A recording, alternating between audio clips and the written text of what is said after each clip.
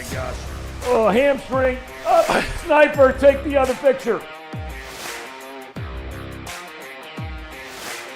Yeah, I mean, that's how you can formulate opinions without having true facts. I'm telling you, think about it logically for just a second. Dear Reds fans, welcome back to the Zebra Zillionaires. It was a tough one yesterday. Live from Chatterbox Sports Studios, it's Off the Bench with Thom Brennaman. Well, good morning, and a pleasant good Thursday morning to each and every one of you. We thank you for being here. Welcome to Off the Bench, presented by United Dairy Farmers. We come your way Monday through Friday, 10 A to 12 P. And that's Eastern Time. Many of you already joining us. Spread the word, family, friends, even those you really don't like. You can find us on YouTube, the Chatterbox Sports page. If you'd rather find us in download form, podcast fashion, just search Off the Bench with Thom Brennaman and you're dialed in. Before we get anything today, Casey, you were starting to share some information. First of all, good morning. Good morning, Tom. I hope you weren't upset with me yesterday. No. I mean, I leveled somewhat of a beating on you in multiple occasions yesterday, and I want to make sure you were all right. Tom, it was well-deserved beatings. I mean, what am I doing? I can't be the echo chamber in this room. I got to be on my A game. Okay. All right. Now, what were you telling me about us broadcasting live? Are we on live on X? You were starting to share some information with me, and then you forgot about it. Or I forgot about it. We will be in like 2 seconds. Oh, really? Ooh. Yeah, because I forgot to set it up on Twitter. But we're going live on Twitter and X in about 5 seconds. Okay. We had close to 2,000 viewers on Twitter yesterday, Yeah, Tom. that's How what I was about going to that? say. What about that? How about that? Good Really? stuff. We thank everybody for being with us. Really appreciate it. We got lots to get to today. Elliot, Reed, how we looking? Looking good, Tom. No, it's a beautiful Thursday here in the city of Sculpture, Little Chicago, Hamilton, Ohio. So it's just a beautiful day. The city of sculpture. Yeah. Did you just say Little Chicago? Well, some people call Chicago Big Hamilton, but yeah. we had a heavy mob. Al Capone and those, and John Dillinger used to come down here and have hideouts here in Hamilton back in the 30s. So. Wow. Yep. 20s, 30s. Those are big leaguers there. Yeah. How about that? Yeah. It's pretty cool. Obviously, some of their ancestors are still around. No doubt about it. Bullets flying everywhere, Tom. Tell me you laughing at. Come on, Elliot. We're 4 minutes into this This show. is a serious sports talk show. I'm Keep sorry. your composure. It is a serious sports talk show. Yeah, I'm doing great, Tom. Like Reed said, it's just a great day. It's just a great day to be here in the great city of Hamilton, Ohio. So I'm ready to roll. Okay. I'm ready to have a very serious sports talk show here. Well, I don't know about the serious part, but we do have the Hall of Famer, Anthony Munoz, coming on the program today. The GOAT. He's coming up at 11 o'clock. We can't wait. We love Anthony Munoz. How do you not love Anthony Munoz? I mean, if you have any issue at all with Anthony Munoz, that's your problem. That's not his problem. No doubt about it, Tom. Right? One of the few people, really, if you think about it. Now, maybe you know someone who's like that. Doesn't have to be a famous person, but maybe you know someone like that nobody can ever say anything bad about. But that's true about Munoz. He's just the best, and we're grateful for his time. Coming up at 11 o'clock today. All right, the San Francisco 49ers, as we know, started the season 5-0, and we know they've lost 2 straight ever since then. Cleveland, then Monday night against Minnesota. Well, now it appears they've lost their starting quarterback, at least for this weekend's game against your Cincinnati Bengals. You have that video, Casey? I'll have it in 2 seconds. All right. Brock Purdy suffered a concussion in that game on Monday night, and he's currently in protocol. Now watch him. He is behind 64, the center. This is a quarterback sneak. There he is. Watch his head at the end of this play. Oh. I mean, if you don't think that's a violent hit, helmet to helmet, was that flagged? I don't think so. I don't think so. I mean, it's a scrum. How can you? I mean, you could. The refs could probably barely see that. There's 22 of the largest human beings in the world Yeah, this is from the sky cam, and 68 kind of blocks it here. You see how he kind of obscures the view? I don't know how you missed that. Well, though. Come on. Come on. How do you miss that? Here's the interesting bit about that, Tom. Brock Purdy, before he was hit, was 19 of 24 for 252 yards and a touchdown and 0 interceptions. After this hit, he was 2 for 6, 20 yards, and 2 interceptions. Wow. You were bad-mouthing the guy.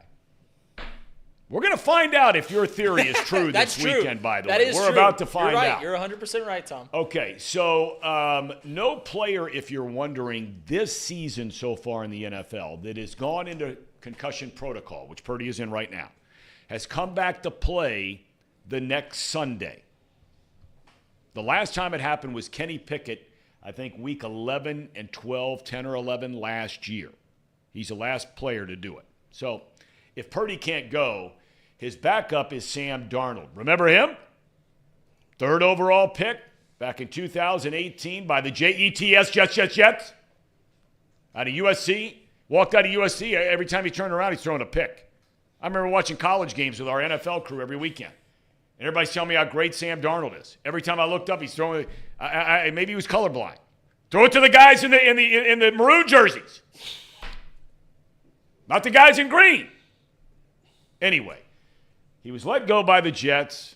He was a starter there for a while. Lost his job. Went to Carolina, and after they traded Baker Mayfield last year, he started the final 5 weeks of the season. Then this year, he beats out Trey Lance for the backup slot in San Francisco. Kyle Shanahan's team, as you know, is also without their big star wide receiver Deebo Samuel this week. So as the old adage goes, it's not always who you play, but when you play them. Kickoff set for 4:25. That game is on CBS. Your good friends, Jim Nantz and Tony Romo. I do like Jim Nantz. Yep. I do like Jim Nantz. I like them both. It's a good team. I like Tony. Tony kind of gets a little bit on my nerve, but Jim Nantz is great. He's not. I like Tony. I think everyone loved him when he first came. Now everyone's hating on him again. I think it's somewhere in the middle of the two. I think he's good. Casey, you're a big fan of that duo. I like Jim.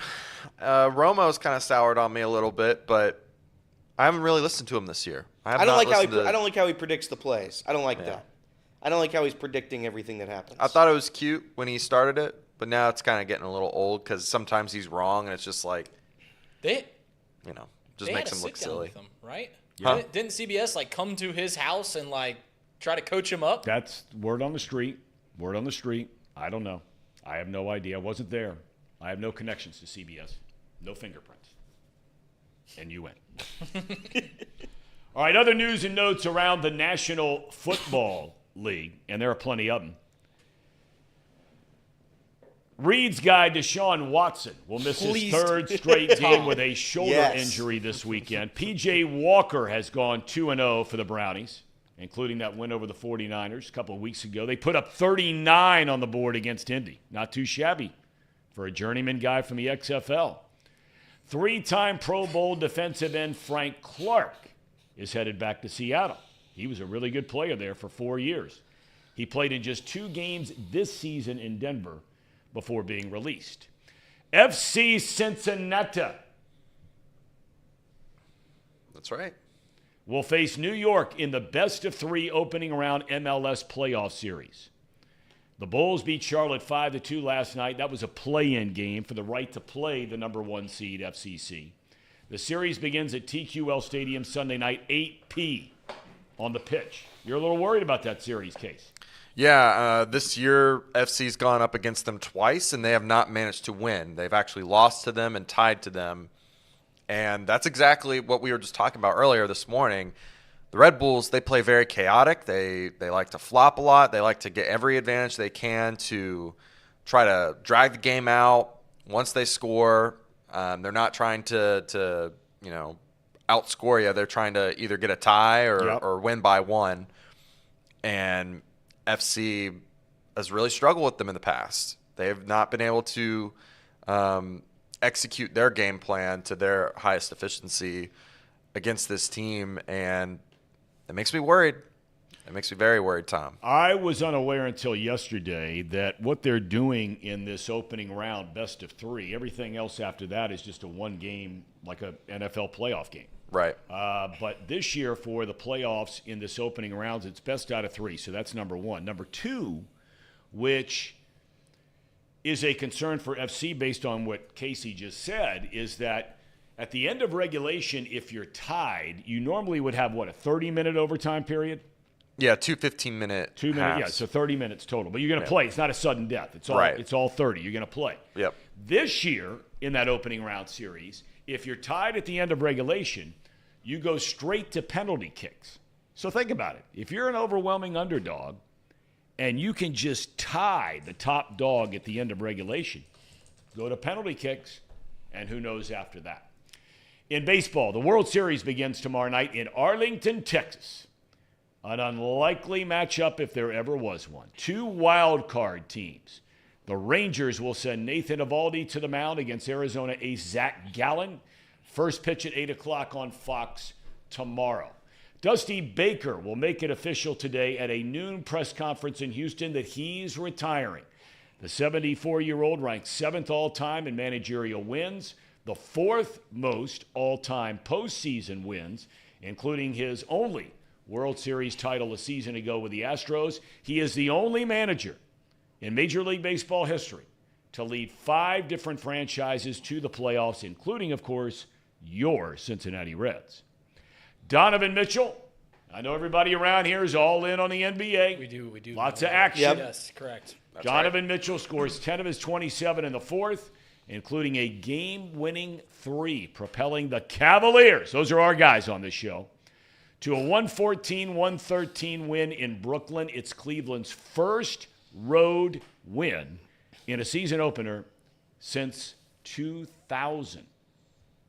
How about that? They didn't even win one with LeBron when they opened on the road. That's wild. It is. It's a long time. Did you, part of our opening, when we get, a little sound bite from everybody, sniper, all kinds of different stuff, yours always says, Elliot, it was a rough day, Brazilianaires. Yes. Okay, well, that can't hold true every day. Did you have some action last night? And if so, how did it go? I bet on the Dallas Mavericks -4.5 against the Spurs, Victor Wembanyama's Spurs, and they covered. It was close. It wasn't looking like they were going to cover. It was a tie game with 2 minutes left. Dallas takes 2 threes to end it. Nobody else scored another point. Win by 6, and I survive. I live to see another day. So we won. So you made money. I was in the green. I was profiting. I love that. Did you have any action, Reed, in the association, as you hipsters like to call it? Yeah, Tom. I mean, if you come to Off the Bench, you come for our NBA takes, and because we know NBA. We know the NBA here around me and Elliot. Hawks when it comes to the NBA. You guys do. You guys actually think you know the NBA. Oh, yeah. Tom, we don't think. We know. Yeah, oh, yeah. We know the NBA. Okay. I bet the Knicks +4.5 against the Celtics. That covered by a half point. And I bet the Hornets. The Hornets covered last night. So, I think I also bet the Rockets, who are terrible, and they got their tail kicked. But it was an okay night. All right, so you won 2 out of 3. Yeah. Okay, and Casey, any action in the association? Yeah, in the NBA, I had a couple bets. I put out one in the Discord, just a fun one. The first goal scorer in the Heat and Pistons game. That did not happen. Usually those are just throwaway bets anyways. It's just fun to win it if you do win it. But I had a couple other props. Clint Capella, points, rebounds, and assists. Who? Clint Capella. Tom, how do you not know Clint Capella? Who does he play for? The Hawks. Okay. And he hit that. And Jordan Poole, I bet on his points.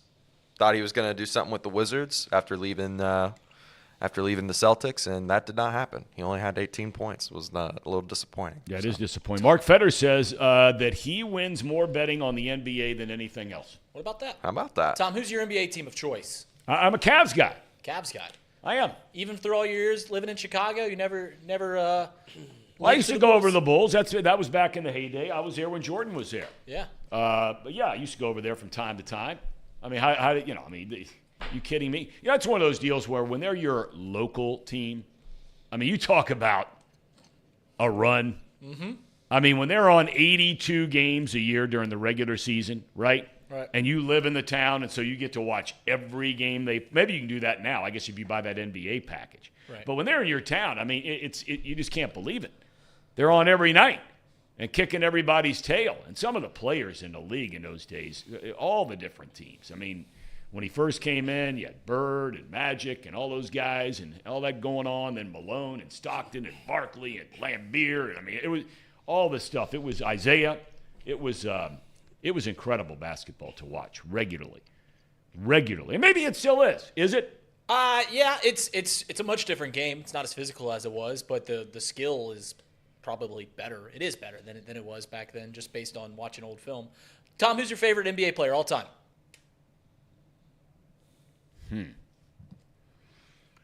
I'm gonna say Larry Bird. Larry Bird. All right, fair enough. Fair enough. How about you? Peja Stojakovic. Easy answer. Wow. Say that one again. Peja Stojakovic. Best player of all time. Okay. How about All right. you, Zebra? I'm going to have to go with Zdruis Ilgauskas. Yes. Zdruis Ilgauskas. We got- He's a former Cav. They called him Big Z. Yes. They called him Big Z. Zdruis Ilgauskas. When he actually did follow LeBron, I think he was the only Cavalier to follow LeBron to Miami when he made the decision. or Right. whatever. Right. Fun fact. Casey, who's your favorite? My favorite NBA player of all time? I don't know. I like Giannis. Yep. I like Doncic. Front Those runner. are, I like the guys that are current.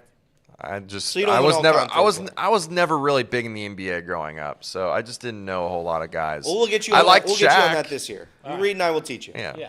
I mean, I'm slowly You know learning. I'm slowly the NBA. learning NBA. You're only allowed to like Eastern European players, just Correct. like the Xavier roster this year. Well, that would be Correct. Giannis.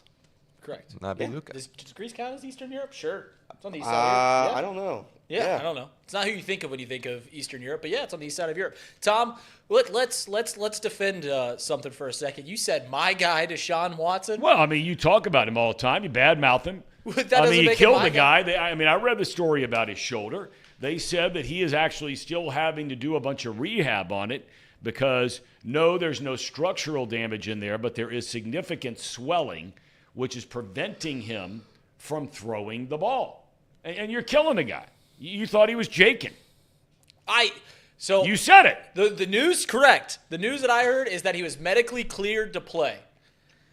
And if the doctors are telling him no, he can't play anymore, at least he's hearing no and not advancing anymore.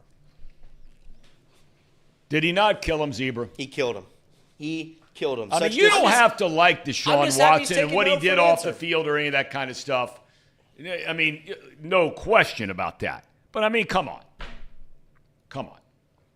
I got nothing. I don't like Deshaun Watson. I don't like Deshaun Watson. Yep, just don't like him. That's Tom. the hill you're gonna die on. Yep, huh? that's the take. I'm willing to stake my reputation on is that I don't like Deshaun Watson, Tom. Well, you know what? You would not get much argument from very many people. So you staked your claim, and probably not a bad one if you had to jam the flag into the moon. That would be the one where you'd probably be safe. Get back to this Brock Purdy thing now, because we're about to find out. I've heard you guys, and not Elliot too. I'm gonna take that back. He's been guilty of this. I've never bought into this stuff. Doesn't mean I'm right. I may be proven wrong this weekend. I have never bought into this stuff that a guy's a system quarterback and you could just plug anybody in there and they would lead the team the way whoever he's replacing. Okay? And I don't know if that's been said more about one guy in a short amount of time, because he took over as a starter last year, had the incredible run, was undefeated during the regular season, talking about Brock Purdy, got hurt the NFC Championship game. This year, picks up where he left off, goes 5-0, and now all of a sudden he's concussed and he's out. You guys have made the argument that you could plug anybody in there as long as Kyle Shanahan's running the show. I have not. You said it about other guys. You have said that, Casey, about somebody, and I'm drawing a blank. Jared Goff. About the Lions. Jared Goff. Jared Goff. Okay, it's the same thing. You're suggesting that, I mean. It was a way to argue back about the Brock Purdy situation. That's what I was doing. I think both quarterbacks are pretty good in their own right. They have different weaknesses. That's very clear to see. I think I like Brock Purdy more than Jared Goff, but Brock Purdy in that system has helped out a lot, and I think a lot of people see that. But I think he makes a lot of good throws. And you and I were both on that train. I thought he played really well last week. Wait a minute. You buried Brock Purdy last year when I was on that train. You Last buried year, the guy. Last year, What are you I just wanted to talking see, about? I just wanted to see more. I want to see more from him, and he's shown a lot more since then. We were talking about him like he was a all-world beating quarterback after 4 games, Tom. 3 or 4 games. He was and undefeated. Now he's undefeated. And he was lighting it up. He's played 13, 14 games now, and there's a lot more data to suggest that you're right. And I agree with that. Okay, well, then let's shift gears over here. You're the guy right at the – both of you guys. I'm at the tip of the spear on this one, Tom. Plug and play. Correct. Plug and play. I'm at the tip of the spear on this one. My take, listen, if you've watched this show enough, if you've heard me talk about the NFL enough, I think that by far the most important thing on the field is the quarterback. I think quarterbacks make coaches' careers. I think quarterbacks make dynasties, all the above, everything. I think quarterback is king. That's why the Bengals are playing well, because we got a good quarterback. I said if there was one case study that could unprove my point, it would be the San Francisco 49ers. They've got all pros on the line. They've got an all-pro running back. They've got all pros at the wide receiver, defensive line, linebacker, secondary, all the above, all pros all around the field. So if there was ever a case that you could build a perfect roster around a limited quarterback, it would be the San Francisco 49ers. And I saw Trey Lance have a winning record in his few starts for the 49ers. I've seen Jimmy Garoppolo win a lot of games in his starts in his few years with the 49ers. And I've seen Brock Purdy tear it up in his 13 starts for the 49ers. So at some point when I've seen 3 different quarterbacks do it, I'm wondering, hey, is there something to this team just being so stacked that they are raising the quarterback as opposed to the quarterback raising the team? We are going to see it unfold right before our eyes against our Bengals this Sunday. Sam Darnold, who has been terrible everywhere he's gone. They've given him too many chances.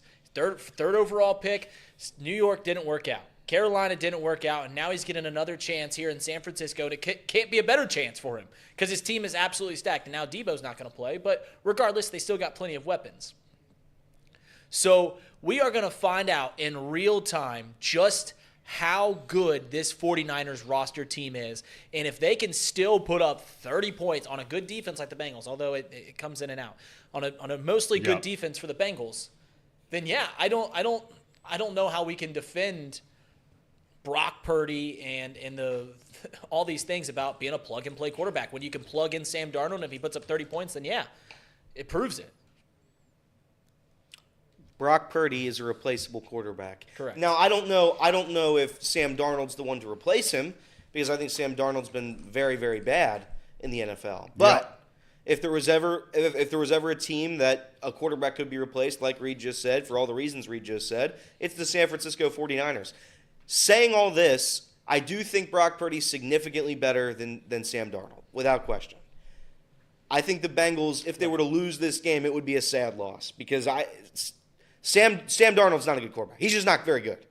So if we're going to argue here that it's a system quarterback type situation, I will stand by that unless it's Sam Darnold because Sam Darnold is one of the worst quarterbacks I've ever seen play the game. Here's the thing.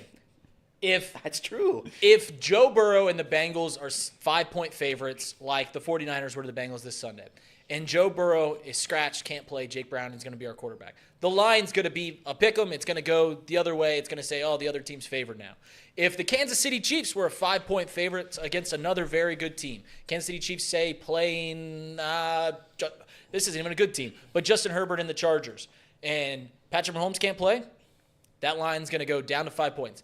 The line went down from 5.5 points to still over a field goal favorite in San Francisco with Sam Darnold, who hasn't taken a snap. But that is pretty much I mean, you guys know more about it than I've forgotten more about it because I'm not in the gambling world. But I mean, if I'm hearing you right, if it went from 5.5 down to 3.5, that's a pretty significant drop. They're saying Brock 3.5 there at home. You normally get that just being at home, right? 2, 3. They are saying that Brock Purdy is worth 2 points. If Joe Burrow cannot play, he's worth near a touchdown, and he hasn't even played well this year.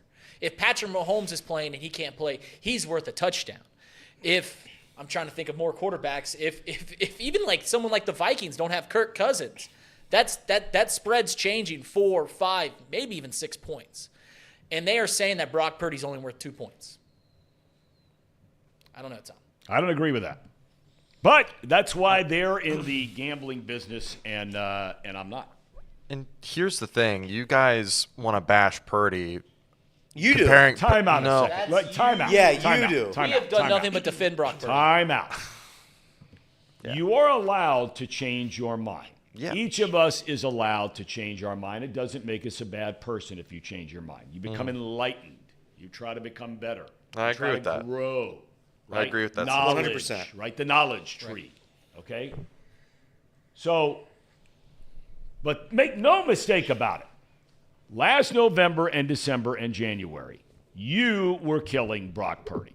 So is it safe to say you have been enlightened?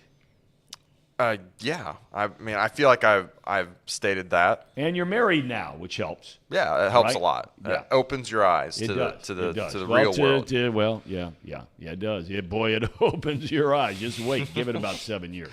Go ahead.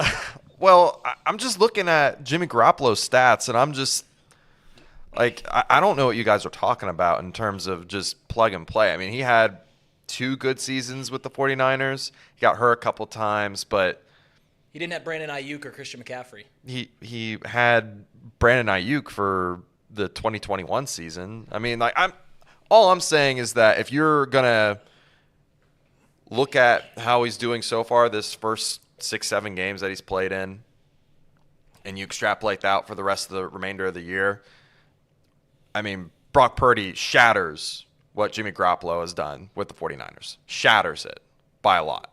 So And Garoppolo won a lot of games there. yeah, I mean, Got him to a Super Bowl, if I remember Super right. Bowl. yeah, if we're gonna use the winning stats, like I would like to use the other stats too, like touchdowns, Yeah. interceptions, I know. and yards. Like those are all important stats, and he's leading the league in efficiency. Like all those, I think, play in a factor that he is a better quarterback than Jimmy G. Listen, Brock Purdy, I don't want to get it twisted. I just don't think Brock Purdy's an elite quarterback. Like, I don't think he's – I think that this team is so good that I think there are 20 quarterbacks in this league that if you put them in Brock Purdy's position, they're going to succeed. They're going to succeed and win a lot of games. I think if you put a Baker Mayfield back there, they win a lot of games. I think if you – I mean, you don't like Derek Carr. I think if you put Derek Carr on the 49ers, they are one of the best teams in the league still. And I don't think you can argue that. So I'm just weak. I'm just short to give Brock Purdy all the credit. And I do it to almost every other quarterback in the league. But here with the 49ers, I'm short to give them all the credit because I've seen 3 different quarterbacks win in that scenario. I've seen Jimmy G, who has done okay in other places. He certainly has done okay. Hasn't been great. But he looked great for the 49ers. Took him to a Super Bowl, as we mentioned. So it's going to be a case study. And I would like to see the scientific matter of it is I would like to see Brock Purdy be out a couple more weeks so you can see Sam Darnold, see how he does with a 3 and 4 week span to see if this offense still looks that great. We're going to see it for 1 week against a good team in the Cincinnati And in Bengals. fairness to Sam Darnold, I mean, you have to be fair, okay? He was given the job right out of the gate with the Jets. They were terrible. I mean, terrible. Right. Now, he wasn't very good, but, I mean, they had a lot of issues. And then he goes to Carolina, and they were terrible. Mm-hmm. So now, as you said, even though Deebo Samuel does not play this weekend, he does have McCaffrey, he has Kittle, Ayuk. They've got good players, and they got a good offensive line.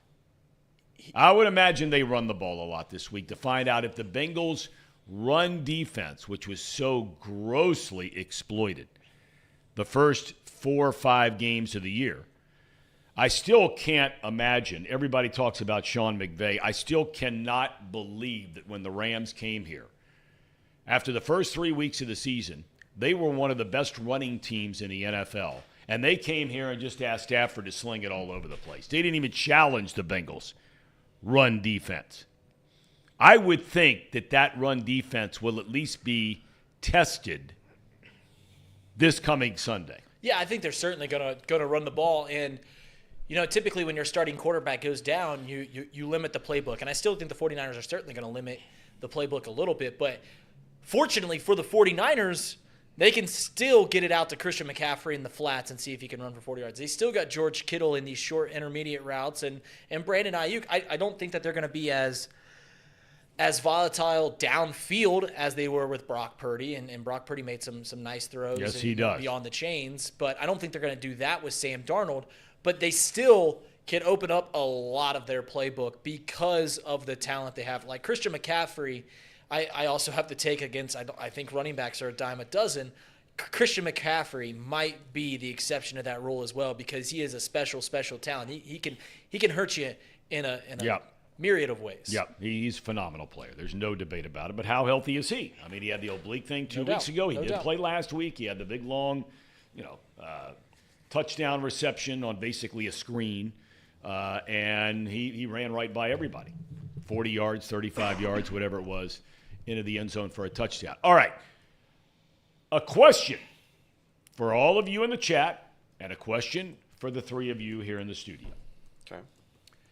We all have agreed, or I think we've agreed, that the Bengals more than likely don't make any kind of deal at the trade deadline, which is on Halloween. That's Tuesday, next week, 31st. They've traditionally not been a team that is active at the trade deadline.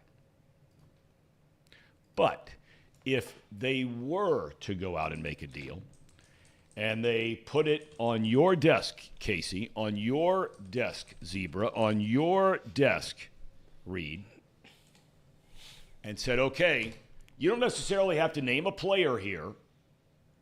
If you want to, that's great.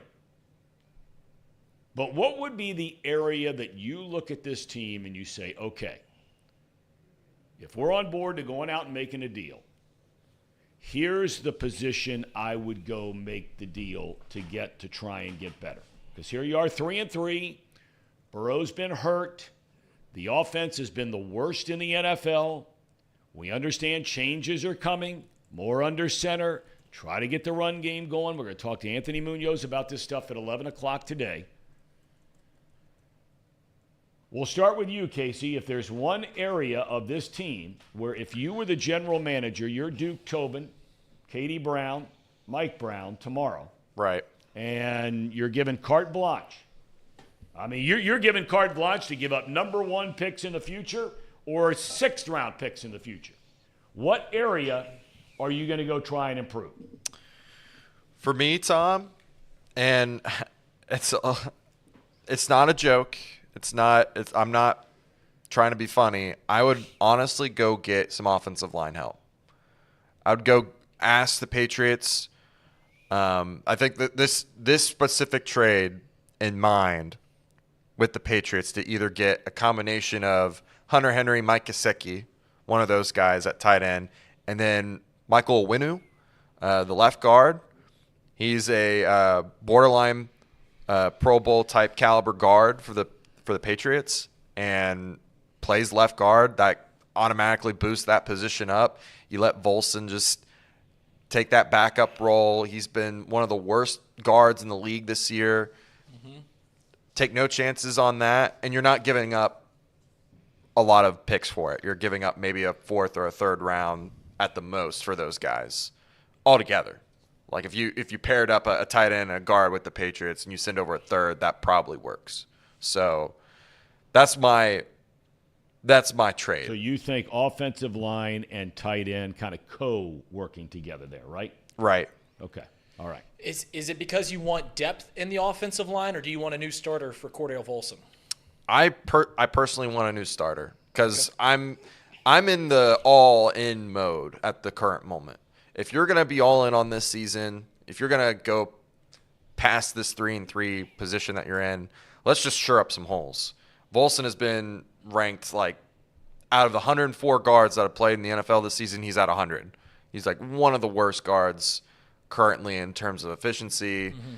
And yeah, that's somewhat based off of PFF stats, which we know aren't the greatest. But he's still one of the bottom league guards, starting guards in the NFL. I want to fill that position in. And then tight end, we know how that is at the current moment. So, yeah, I think you bring up a good point on the interior line about maybe they need to go out and get some interior line help. And I don't, contrary to what you said, I don't necessarily think they need to get a starter. But at some point in this year, you're going to have an injury on the line, and I just don't think the depth is there for the Cincinnati Bengals. It certainly showed its hand last year, and I know we had La'el Collins, but we released him and all these things. I would like to see just a little bit of depth on the interior line if we are going to go out and get somebody. And here's a shocker, because I know I've bashed running backs for so long, but I wouldn't be afraid if the Cincinnati Bengals go out and it could be an aging back, but a backup for Joe Mixon, because at this very moment, I don't think the Cincinnati Bengals have any confidence in Travion Williams and Chase Brown. Maybe you get a blocking back so that Drew Sample isn't the third down back in the field, stuff like that, just to at least give this team another look. And everyone's going to bash me. Reed. Don't you say you could just put any running back in there? And I said that, but here's the thing, is you can go and get a backup running back for a 7th-round pick. You can go and get a backup running back for freaking money. Like, you can make these trades in the NFL because the value on running backs is so low. And if the Bengals have absolutely no confidence at all in Chase Brown and Travion Williams to get carries, if they have no confidence in any of their running backs to protect Joe Burrow on 3rd down, then, yeah, you might need to go and get some veteran around the league to at least back up Joe Mixon. All right, what about Ezekiel Elliott? He's 28 years old. Another Patriot. Okay, he's right. That's why I bring it up. He's 28 years old. He was signed late, so it took him a while to get going. He's always been known as a great pass protector. Correct. And he is an outstanding receiver. There's no debate about that. The only game they really gave him the ball to cut it loose so far with New England was against the Jets, and I think we all agree the Jets are one of the top 2 or 3 defensive teams in the league. He has 16 rushes for 80 yards in that game. Now, he's had other games where, most recently, only 11 carries against Buffalo, 31 yards. He's had other games where 8 carries, 7. So he's not getting a lot of work. And you're not suggesting he get a ton of work here. But that's just, he's 28. I mean, Can you say he's over the hill? I don't know if he's over the hill. I have no idea. But I know that he's been a damn good player for a long, long time. I'm not afraid that if he's over the hill or not, because the very reasons that you brought up, he can protect Joe Burrow on 3rd down, and if he has to run out in the flats, he's good receiving. It's all a matter of what you would get for him, and that would be what makes the deal. Yeah, if Ezekiel Elliott comes to this team, the running back room is going to be better. But you can't give up anything better than a 7th-round No, there's no doubt about that. 6th-round pick for him. Because that is such a small value to the team. I just want it to where when we have somebody else in the backfield that isn't Joe Mixon, that we can at least look like we're going to run the ball. Right. To at least where the defense has to be honest. When Joe Mixon's not in the backfield right now, the defense knows that there's no run play coming whatsoever.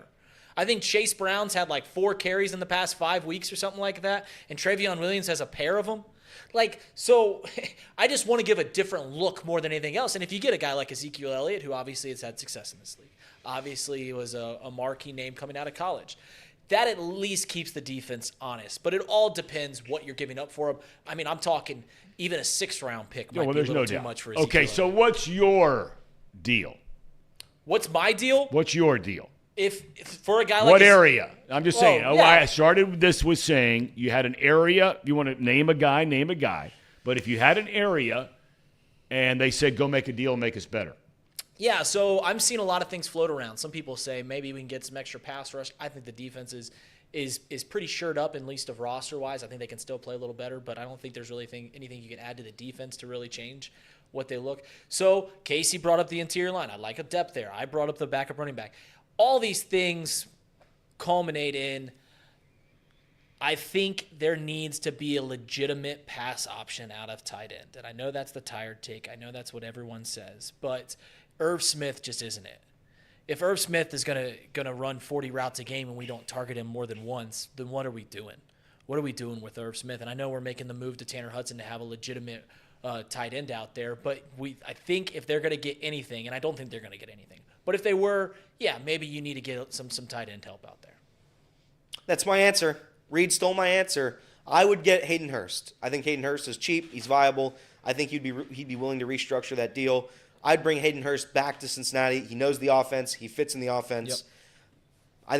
I think it would be a win-win. The Panthers are the worst team in the NFL. I don't know what you'd give away. I assume a late round draft pick. I'd do it tomorrow. Joe Burrow needs to have a tight end out there, even if it's just to have one just present. We don't have a tight end present on the field, and that's got to stop. I said all offseason, I wasn't worried about who they were going to get with Hayden Hurst leaving because, in my opinion, it was Joe Burrow's fourth target. And I still hold that a little bit. But if Irv Smith's going to run out for 40 routes a game, Joe Burrow's dropping back 40 times, and Irv Smith is getting one target, then that can't continue. And it's not going to. We heard Charlie talk about it yesterday. I don't know how you can listen. You can say he came with a track record, he being Irv Smith Jr. He came with a track record of frequently being injured. Right. He came with that tag. Okay, and guys get that tag, and they earn that tag. Sadly, to no fault of their own. It just happens. Some guys have better luck with injuries than other guys do. There's no doubt he is an uber-talented dude. Phenomenal athlete. Can run, apparently has very good hands, although, we saw him drop a couple balls this year. But I'm just having a hard time understanding that you're going to beat down Smith when in reality they never throw him the ball. I mean, how are you beating him down? I'm not saying you guys are beating him down, but I'm saying the fan base is just like written this guy off after 6 weeks, which he played half of them, right? And you had a drop or two early. And so, you're always given a lot more rope when you're a guy that's proven yourself through the years. I mean, who dropped more balls in one game than T. Higgins did this year, right? Yeah. But he's got a track record, especially with the fans here in Cincinnati. Smith does not. But, I mean, I'm just having a hard time understanding. They thought enough of this guy to bring him in during the offseason. My understanding is Hurst wanted an extra year on the contract. The Bengals were going to pay him the same money, but Hurst wanted one more year. So they decided to move on. But they thought enough of Smith to bring him in as a free agent. So these were their off-season plans. They thought enough. And look, you talk to people who were down there at Paycor during training camp. No one looked better than Irv Smith. Everybody that was down there said it was incredible how good he looked. So you mean to tell me he's all of a sudden a stiff? 6 weeks later, he's a stiff? Well, the reasons that we were cautious about him, right, Tom, was that he's injured. Well, he's already missed 2 games. And you bring up the point that I was trying to make is that where are we missing with Irv? Because he's going out 40 times a game on routes, and we're only giving him 2 targets. Is he not open? Are we not actually trying to get him involved in the offense? Good point. Whatever it is, it's not working, and we've got to change that. There's no point in telling Irv Smith to go out on a route 40 times a game if you're not going to throw him the ball. I'd rather have Drew Sample out there blocking.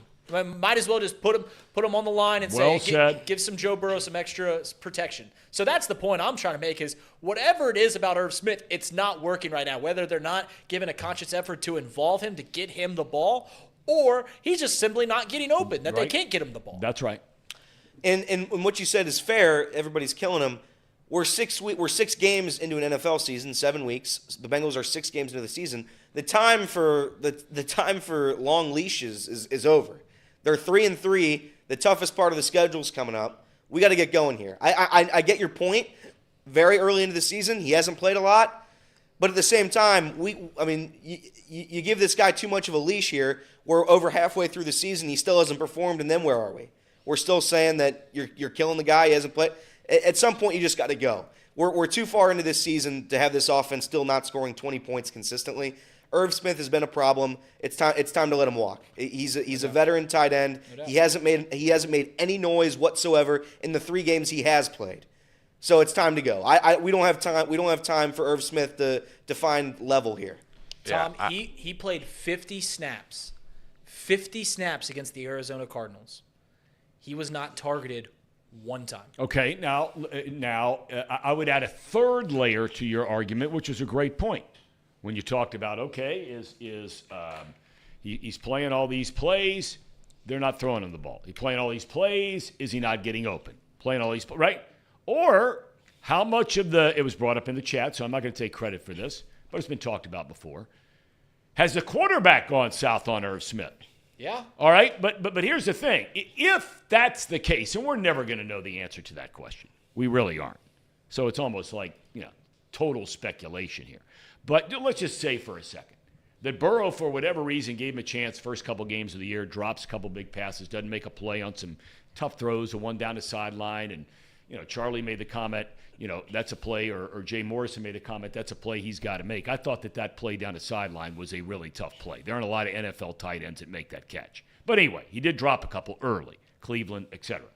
So, but can your quarterback go south on a guy? I think you're trying to win games. Can you afford? And again, I'm not saying this is the case. I don't know. I'm just it's been suggested by a lot of people that Burrow's lost confidence in Smith. Well, again, I go back to training camp, and I know it's only training camp, but everybody said he was the best player on offense for a lot of training camp practices. Burrow trusted him in training, although Joe missed a lot of that, so I stand corrected there. Perhaps maybe there's the answer.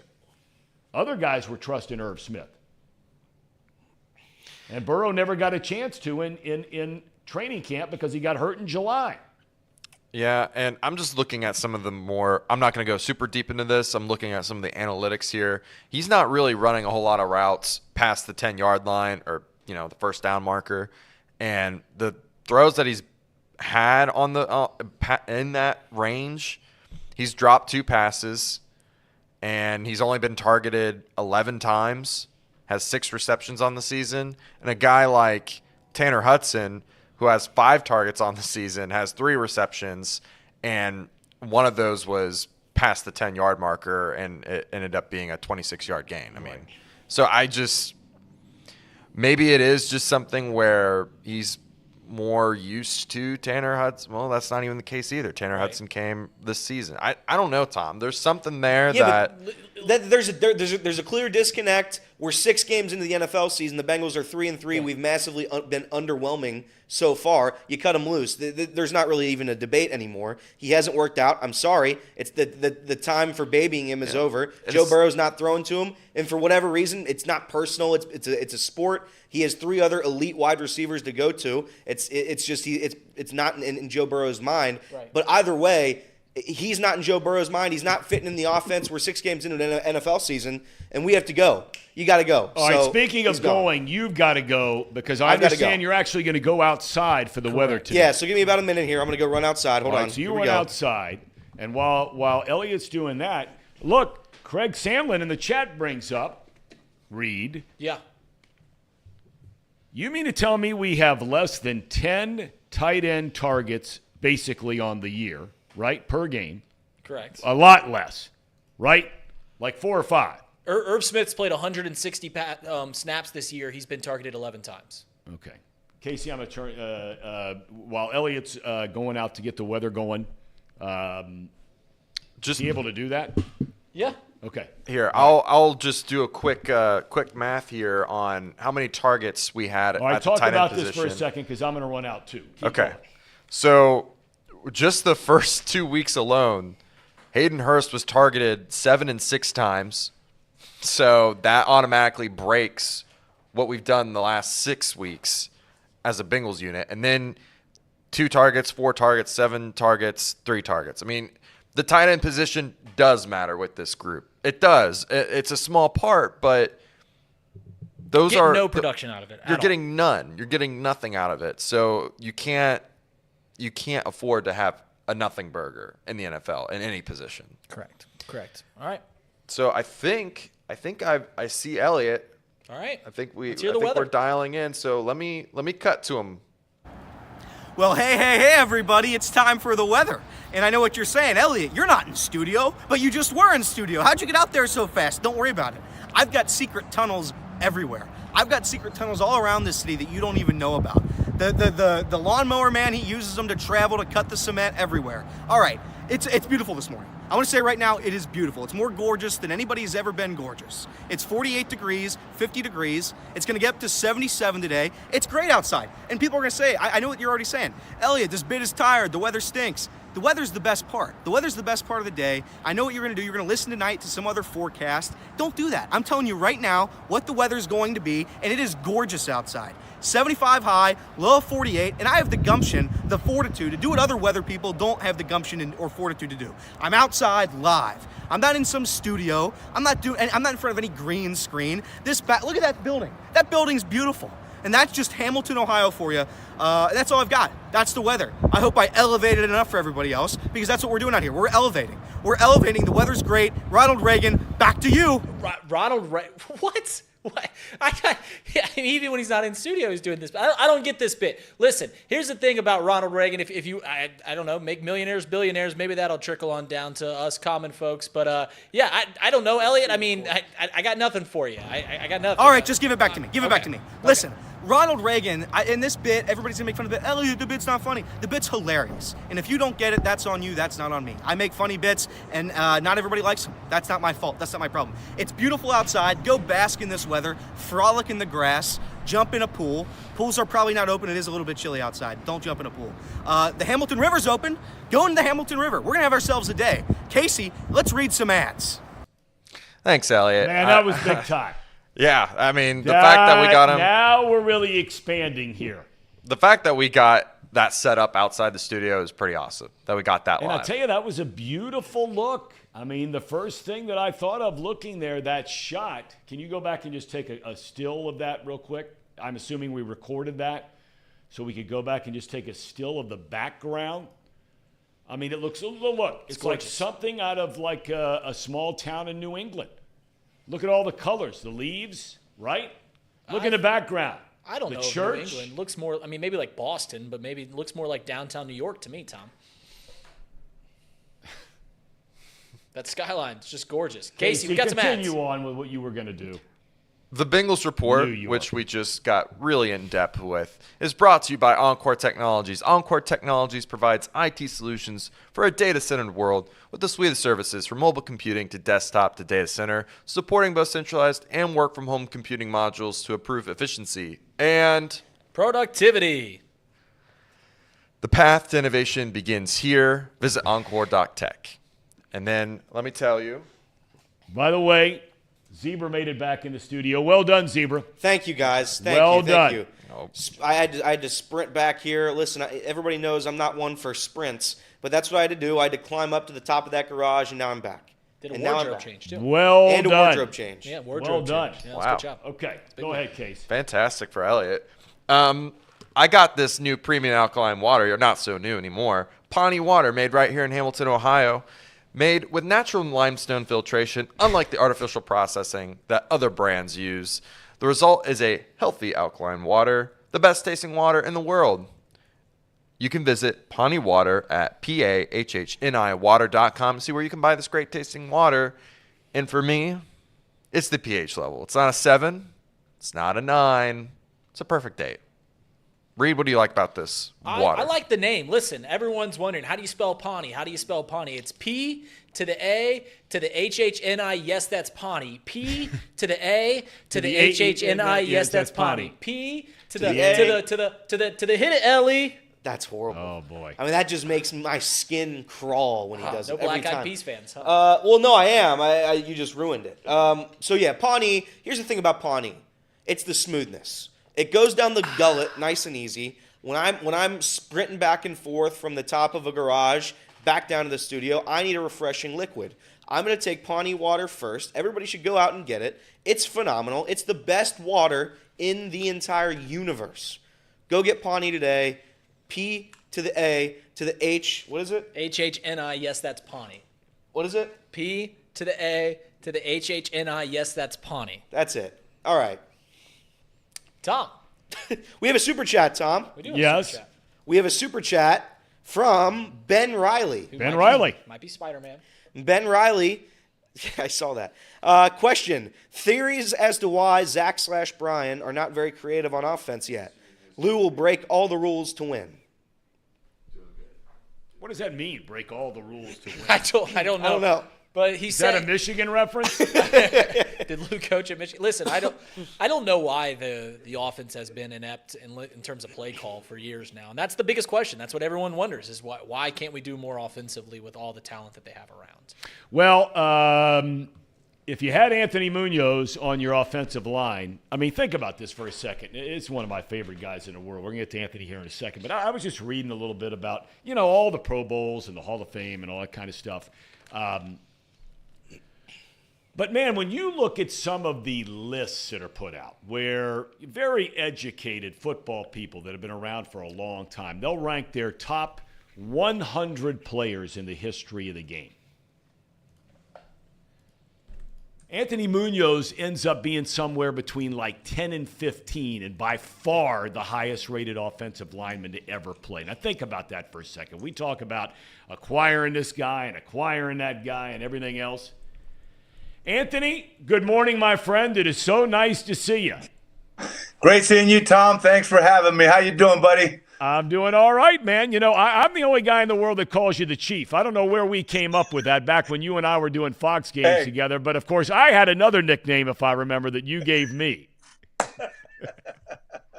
Let me just share briefly, if I can, where that Chief came from to refresh your memory. So I saw your message, and I said, Deed, my wife Deed, I said, here's my nickname, and I explained to her. So if you remember, I retired from the Bengals and signed with Tampa Bay. I went down there, and my locker was between Lamar Thomas and Horace Copeland, two rookie wide receivers. So the first day of camp, they come in, they're 20, 21 years old. I'm 35. They look at me, and they say, you're the Chief, and we're the Indians. You're the head man. And if you remember, our first game, I believe we did together was in Tampa.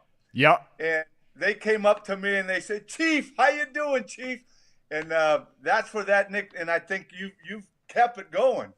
I have. It going. And, I'm the only guy in your life that calls you that. Dee Dee's not calling you that. Maybe Copeland and those guys, Thomas, are still calling you Chief if you ever run into them anymore. You're the only guy, man. I appreciate it. Now, and you even wrote back in your text yesterday, hey, Tom, can we do it tomorrow? I got something going on with the foundation today. The Chief. I was fired up. That's great. Hey, it's either Moon, because that's my West Coast name, Moon, or Chief. Other than that, it's Anthony. Do you think that the moon thing, since that's your West Coast name, is that kind of a West Coast thing, where they got all the crystals and all that kind of stuff going on, so they call you Moon? Is that where that is? No, let me share a quick story, and this is funny because you remember Frank Pastore. Of course. So Frank was the stud, man. We grew up in the same area. He was a year older than me. Tom, you remember baseball is my first love. Man, Frank was the talk of the town because he was, the Reds drafted him. But my junior year, his senior year, we used to have an Easter tournament, 32 teams in this week-long tournament, 32 of the best teams in Southern California there. And I'll never forget, they had the fields that backed up into each other, and there was like 20 scouts over, watching Frank Pastore. And we were over here, Chaffee High School, just winning games. And I'll never forget, I came to bat, and I literally hit one that bounced into their field. It was that far. And so I got a home run. So all of a sudden, a couple of scouts come over to our field. Long story bearable, we end up winning the tournament. I got the MVP, and my baseball coach, who also pitched at USC, that was my nickname from the age of 7, Moon. That's what he called me. So 57 years, he's been calling me Moon. And he comes out. It was a night game. We won the tournament, and there's a full moon out. And he goes to announce the MVP of the game, and he looks up, and he goes, let me just say, the moon is out tonight, and the MVP is Moon. And it's funny, I mentioned Frank Pastore because I got to know Frank really well after I got drafted here. Never knew him growing up, and in the same area. But once I got to Cincinnati, we became really, really good friends. And he goes, Anthony, I should have been the MVP of that tournament. I said, Frank, you're a Major League Baseball player. Let me have my one highlight. That's right. That's right. He always mentioned that. That's where the nickname came from, was my high school, and it stuck with me through college. And there's about 3 or 4 guys here in Cincinnati that call me Moon. Only one of them's from the West Coast, so it's not the crystal thing. It's not that. Okay. All right. Okay. All right. All right. But to follow that up for a second, because I've asked you about this before on this show, but you talk about baseball being your first love, and you actually had a chance to play baseball for a little while at USC while you were still playing on the football team. Now, I mean, it's almost impossible to picture you being a shortstop, right? I mean, there have been a lot of big guys that have come down the trail since then. The Alex Rodriguez's and the Cal Ripken Jr.'s, but they ain't Anthony Munoz size. They ain't Moon size. I mean, you must have been really moving back in those days. Well, I think there's a little bit of a misperception. Softball was my shortstop was my softball position. Okay. I was actually a third baseman. Okay, well, I can see in that. high school. But, Tom, and I'll tell people, you got to be self-aware. I mean, I wasn't the fleetest on foot. I could hit a long ball, but we didn't have a fence. So I had to hit a ball twice as far as you to get a home run. Because going around the bases, man, it wasn't a stopwatch. It was a calendar for me. But put me in that little square at third base, and you couldn't bunt on me. I'd take the line away from you. It was just one of those crazy things. I played third base in high school at 275 pounds, and I sat down, and I could go laterally, upwards, back, but I wasn't that quick around the bases, and that started to happen late in high school. Then, of course, in college, you get stronger and you get faster, and that's where the speed came. But it was one of those things. As I started playing third base at the age of 7, and I just wanted to play third. I wanted to be a major leaguer. In fact, I got to meet my boyhood hero when I was 42 years old. I had a glove that had the name Brooks Robinson on it, and I was going to be a third baseman like Brooks Robinson. And at the age of 42, I met him, and I saw him in a room. We were doing the show together, and I said, "Oh my goodness, is that?" And they said, "Yep." And I went over there, and I had a chance to be around him 2 or 3 times after that at card shows. And really sad when he passed not long ago. Mm-hmm. But yeah, as a third baseman, man, I tell you what, and that's what helped me as an offensive lineman. I could sit, I could move laterally, backward, and out in space. And because I played baseball, third base, I played basketball at 275. I had to guard guys that were 170, 180. So all those other sports helped me with what I did in the NFL. That makes me think of something, Anthony, because you still work with a lot of young people, and we'll talk about your foundation and all you're doing there in a little bit. But Urban Meyer's not the first guy, but I mean, he had a very famous quote about it, and I'm paraphrasing here, talking about when he was at Florida and Ohio State, how he didn't want the guy, and football, you can't do this. So in fairness, it's not like, he had some, magic moment where it dawned on him that this happened, because you don't play football year-round, select football like you would soccer or lacrosse or basketball or baseball. But, he made the point that I think 95 or 96% of the players that he put on scholarship to play football at Florida, that they all played at least 2 sports, if not 3. It seems like, and I saw this even with my son, who was a great lacrosse player, it seems like so frequently, Anthony, so many parents, and you don't blame the parents because the kid wants to do it, and God bless him, but they're getting a kid just locked into one sport rather than playing multiple sports. What are your thoughts on that in this day and age? Yeah, they say, well, it's tough to play 2-3 sports. Maybe I'm old school, but I don't think it's tough. I think it's very beneficial, and I tell people, and I know I was in high school a long time ago, if they would have said, you pick this sport or that sport, I would have said, Mom, let's go find a school where I can play 3 sports, because no way am I specializing. I think it's, and to your point, Tom, John Robinson, amazing coach. I love the man. I played for him at USC. Never went to one of my football games. He watched me. He went to 3 of my basketball games. there was about 3 or 4 linemen that I played with at USC, all played basketball, all 6'6", 6'7", 240 to 270 in high school, and played basketball because he wanted to see how well you could move. Can you move your feet? Can you sit down and move? So, and I talk about, but what's happening now, if you're playing 2 sports, one sport, they do camps, clinics, the same time the other sport's going on. So they say, well, you got to pick. I think, what was it, 2 or 3 years ago, I think 31 of the 32 first-round picks in the NFL draft were multiple sport guys in high school. Well, people say, well, yeah, they're going to be multiple sport guys because they're unbelievable athletes. They can play.